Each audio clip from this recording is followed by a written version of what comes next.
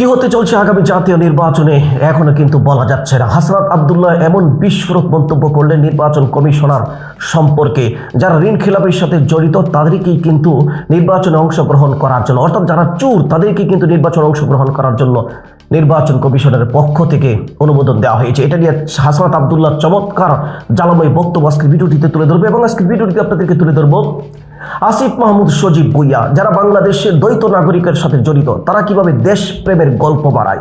দর্শক, আসিফ মাহমুদ সজীব ভুইয়া চমৎকার জ্বালাময় বক্তব্য দিয়েছেন, বক্তব্যটা তুলে ধরবো এবং চরমনের নায়েবে আমির মুফতি ফয়জুল করিম উনিও চমৎকার কিছু বক্তব্য দিয়েছেন কেন তিনি নির্বাচন অংশগ্রহণ করছেন।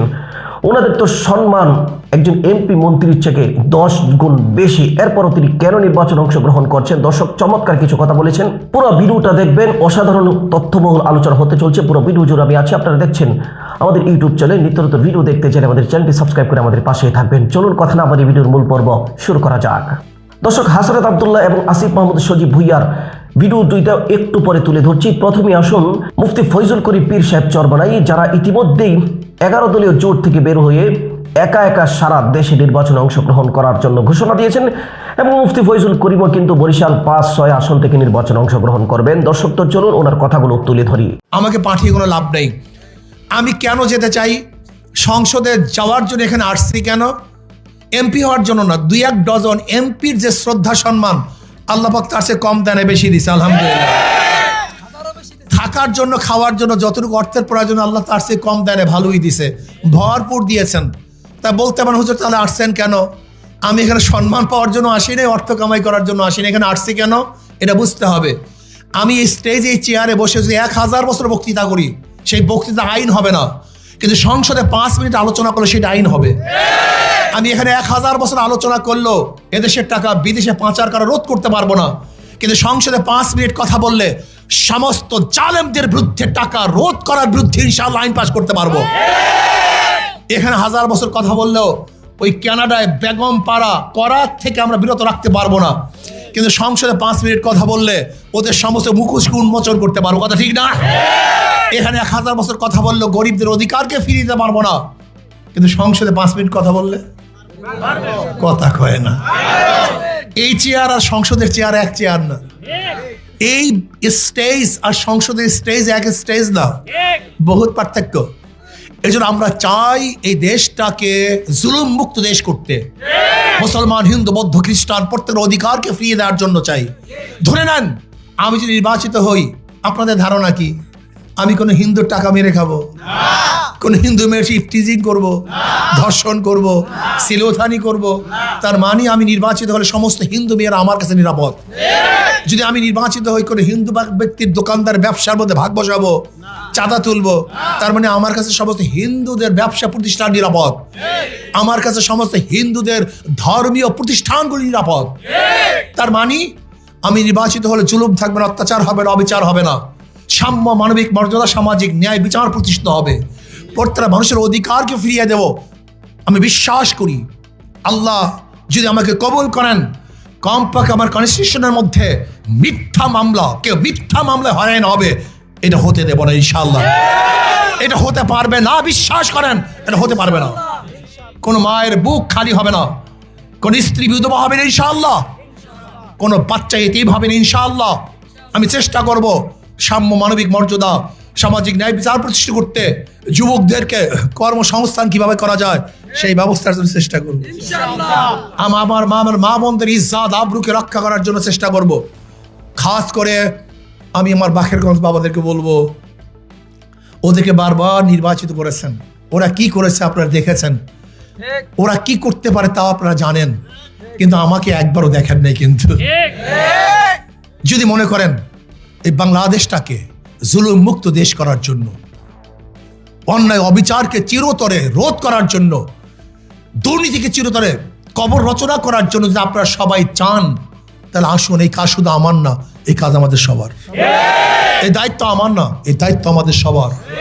মুসলমান, হিন্দু, বৌদ্ধ, খ্রিস্টান, মুরব্বী, যুবক, পুরুষ, মহিলা সবার দায়িত্ব। এই কাজ শুধু আমার না, এই কাজ আমাদের সবার। এটা আমার দায়িত্ব না। আমার কাছে অত্যন্ত ভালো লেগেছে কথাগুলো। আসলে একজন এমপি মন্ত্রী না হলে পরে আপনি ওয়াজ নসিহত করে সবকিছু পাল্টাতে পারবেন না, যা আইনের মাধ্যমে পাল্টানো যায়। দর্শক, মুফতি ফয়জুল করিমের কথাগুলো যদি আপনাদের কাছে ভালো লাগে অবশ্যই ভিডিওটা একটা লাইক দিয়ে কমেন্টে মন্তব্য জানিয়ে যাবেন। দর্শক, তো চলুন আসিফ মাহমুদ শরীফ বইয়ার ভিডিওটা তুলে ধরি, এরপরে হাসনাত আব্দুল্লাহ অসাধারণ কথাগুলো তুলে ধরবো। আমরা কোনো বিদেশি নাগরিককে বাংলাদেশে নির্বাচন করতে দেব না। যারা এই দেশটাকে বিভিন্ন সময়ে বিভিন্নভাবে লুট করে বিদেশে নাগরিকত্ব নিয়েছে, বিদেশে বাড়িঘর করেছে, বিদেশে সম্পত্তির পাহাড় করেছে, এবং এখন আবার যখন গণতন্ত্রের সময় এসেছে, যখন নির্বাচনের সময় এসেছে, আবারও জনপ্রতিনিধি হওয়ার জন্য দেশে এসে সেই দ্বৈত নাগরিকত্ব সহই নির্বাচনে অংশগ্রহণ করার পায়তারা করছে। আপনারা যদি জনপ্রতিনিধি হতে চান তাহলে প্রকৃত অর্থে প্রথমে এককভাবে বাংলাদেশের নাগরিক হন। আমরা কোনো বিদেশি নাগরিককে বাংলাদেশে নির্বাচন করতে দেব না। আমরা কোনোভাবেই, যদি নির্বাচন কমিশন এক্ষেত্রে সংবিধান লঙ্ঘন করার কিংবা কোনো ধরনের ইন্টারপ্রিটেশন দেয়ার কিংবা কোনো ফাঁকফোকরের মধ্য দিয়ে তাদেরকে এখতিয়ার বহির্ভূতভাবে তাদের প্রার্থিতা বৈধ করার কোনো চেষ্টা করে, তাহলে আমরা একই সাথে আইনি লড়াই লড়বো এবং একই সাথে রাজপথেও নামবো। ব্যাংক ডাকাত এবং ঋণ খেলাপি লুটেরারদের জন্য আমরা বাংলাদেশটাকে হারাম করে দিব। ব্যাংক চোরদেরকে সংসদে পাঠিয়ে কখনোই ব্যাংক চোর ধরা যাবে না। আইন বহির্ভূত ভাবে যদি বিএনপির ঋণ খেলাপিদেরকে আপনি নির্বাচনে আনতে চান, তাহলে আওয়ামী লীগ কি দোষ করছে? আমরা এই কিছুদিন নির্বাচনকালীন একটা বিষয় পরিলক্ষিত করেছি। লুটেরাররা, আওয়ামী লীগের লুটেরার, বিএনপির লুটেরার, এই লুটেরারদের পরিচয় একটাই, তারা হচ্ছে ব্যাংক খেলাপি, ভোট ডাকাত, তারা হচ্ছে ব্যাংক ডাকাত, তারা জনগণের টাকা, আমার আপনার টাকা চুরি করে তারা হচ্ছে বিদেশে নিয়ে যায়, বিদেশে নিয়ে গিয়ে সন্তানদের বিলাসী জীবনযাপন করায়, এবং দেখা যায় কি শুধুমাত্র নির্বাচনের সময়, নির্বাচনের উপলক্ষটাকে তারা একটা মানি মেকিং মেশিন হিসাবে নেয়, যে তারা সংসদ সদস্য হয়ে তারা আবার, যেমন আমার প্রার্থীকে যদি দেখেন, উনি যখন নির্বাচনে জিতেছিলেন 2004-এর দিকে, উনি একটা কোম্পানি করেন ম্যাম পাওয়ার। ওই ম্যাম পাওয়ারের মধ্যে উনি নিজে হচ্ছেন ডিরেক্টর, ওনার ছেলে হচ্ছেন একটা অংশ, ওনার ওয়াইফ হচ্ছে একটা অংশ, অর্থাৎ নিজের নামে লাইসেন্স নিয়ে নিজেই কাজ করবে এবং সেই টাকা আবার বিদেশে পাচার করবে। আমরা হাদি ভাই যেমনটা বলেছিল, এই যে ব্যাংক ডাকাত এবং ঋণ খেলাপি লুটেরারদের জন্য আমরা বাংলাদেশটাকে হারাম করে দিব।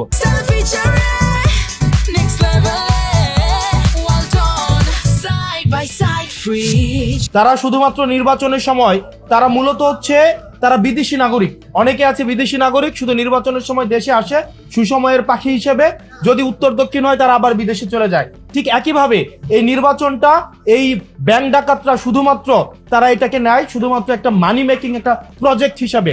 আপনি একটা জিনিস চিন্তা করেন তো, শিয়ালকে যদি আপনি মুরগি পাহারার দায়িত্ব দেন, তাহলে ব্যাপারটা কেমন দাঁড়ায়? ঠিক একইভাবে যারা চুরি করে, যারা হচ্ছে ব্যাংক চুরি করে, তাদেরকে আবার সংসদে পাঠাচ্ছেন আবার হচ্ছে ব্যাংক চোরদের ধরার জন্য। ব্যাংক চোরদেরকে সংসদে পাঠিয়ে কখনোই ব্যাংক চোর ধরা যাবে না। আপনি আমার প্রার্থীর যে বিষয়টি, উনি হচ্ছেন ওনার যে লোন, এটা হচ্ছে রাইট অফ লোন, কোনো পার্সিয়াল পেমেন্টে কখনোই হচ্ছে সেটা পরিশোধ হয় না। উনি একটা ব্যাংকের সাথে এগ্রিমেন্টে গিয়েছেন এবং সেটা হচ্ছে একটা ফ্রুটফুল এগ্রিমেন্ট। এই ফ্রুটফুল এগ্রিমেন্টে সেটা ওনার সিআইবি থেকে ক্লিয়ারেন্স হয় না। দেখেন, আমরা চাই প্রতিনিধিত্বশীল ব্যবস্থার মধ্য দিয়ে জনগণের ম্যান্ডেট নিয়ে যারা ক্ষমতায় যাবে তারা ক্ষমতায় যাক, সেটা নিয়ে সমস্যা নাই, কিন্তু এটা আমাদের একটা দীর্ঘমেয়াদী একটা ফাইটের একটা অংশ। আমরা কোনো ঋণ খেলাপিদেরকে কোনো একটা এই ধরনের একটা ফাইটে আমরা অংশগ্রহণ করতে, আমরা তাদেরকে কোনোভাবেই, জনগণ তাদেরকে অ্যালাউ করবে না। এই ঋণ খেলাপিদেরকে আমাদের জনগণ প্রত্যাখ্যান করেছে 5ই আগস্টের মধ্য দিয়ে, পরবর্তীতে নির্বাচন কমিশন প্রত্যাখ্যান করেছে, আপিলেট ডিভিশন প্রত্যাখ্যান করেছে, আজকে হাইকোর্ট প্রত্যাখ্যান করেছে। তারা যে কোনো প্রক্রিয়া, আমরা আবার দেখেছি 2100 কোটি, 1700 কোটি, 254 কোটি নিয়ে অনেকে হচ্ছে বিভিন্ন ব্যাকডোর মেকানিজমের মধ্য দিয়ে নির্বাচনে আসছে। ঠিক একইভাবে তাদেরকে 12ই ফেব্রুয়ারি আবার জনগণ চূড়ান্তভাবে তাদেরকে প্রত্যাখ্যান করবে ইনশাআল্লাহ। বেআইনিভাবে, আইন বহির্ভূতভাবে কেউ নির্বাচনে অংশগ্রহণ করাকে আমরা যেভাবে এন্টারটেইন করি না, এবং আমার আসনে আরো অসংখ্য প্রার্থী রয়েছে। এখানে আপনি শুধুমাত্র একটা আইন বহির্ভূতভাবে একজনকে তাইলে আপনি নিয়ে আসেন, আপনি আরো ঋণ খেলাপিদেরকে নিয়ে আসেন, প্রবাসীদেরকে নিয়ে আসেন, আইন বহির্ভূতভাবে যদি বিএনপির ঋণ খেলাপিদেরকে আপনি নির্বাচনে আনতে চান, তাহলে আওয়ামী লীগ কি দোষ করছে? দর্শক, হাসনাত আব্দুল্লাহর কথাগুলো কিন্তু প্রত্যেকটা পয়েন্ট পাই টু পাই সঠিক রয়েছে। যাদের ঋণ খেলাপি রয়েছে, অর্থাৎ এক কথাই বাংলা ভাষায় যাদেরকে বলা হয় অন্যের টাকা মেরে নিয়ে গেছে, দেশের সম্পদ, জনগণের গরিব মানুষের টাকাগুলো তারা নিয়ে গেছে, লুট করে নিয়ে গেছে, তাদেরকে যদি নির্বাচনে অংশগ্রহণ করার সুযোগ করে দেওয়া হয়, তারা পাশ করার পরে দেশটাকে দেউলিয়া করে দিবে। এটাই তো স্বাভাবিক। যারা বলে দুর্নীতিমুক্ত দেশ গড়তে চায়, তারাই যদি দুর্নীতিগ্রস্ত ব্যক্তিদেরকে নির্বাচনে অংশগ্রহণ করার সুযোগ দেওয়া হয়, তাহলে দেশ কিভাবে দুর্নীতিমুক্ত হবে? এটা কি আদৌ সম্ভব? ভিডিওটি এ পর্যন্তই। আসসালামু আলাইকুম ওয়া রাহমাতুল্লাহ।